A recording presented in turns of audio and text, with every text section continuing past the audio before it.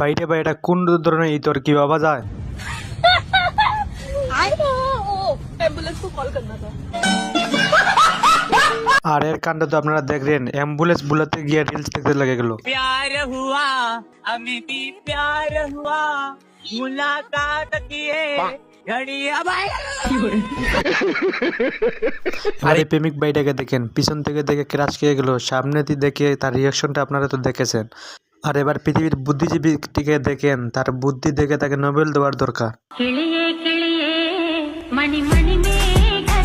আর এবারের কাণ্ডটি দেখেন, কামটা করলো কি দেখেন। আমি বুঝি না ভাই, একজন মানুষ কোন লেভেলের শয়তান হলে এমন কাজ করতে পারে।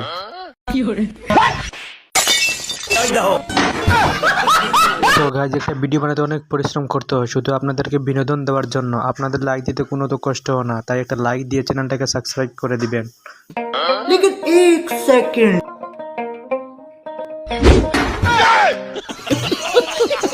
রে ভাই, আমি তো প্রথমে ভাবলাম হয়তো লোকটা অন্ধ, কারণ শেষে দেখলাম সেটা দেখার জন্য আমি প্রস্তুত ছিলাম না।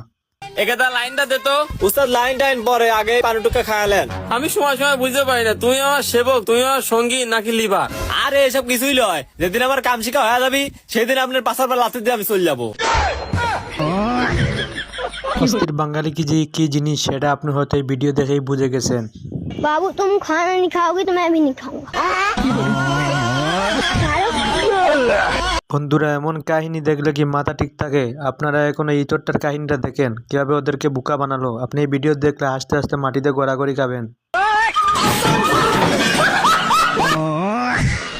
বন্ধুরা, এই চুরের সাথে ইতিহাস হয়ে গেল। আমার মনে হয় লোকটা নতুন নতুন চুরি শিখেছে, তাই তার সাথেই ইতিহাসটা হয়ে গেল।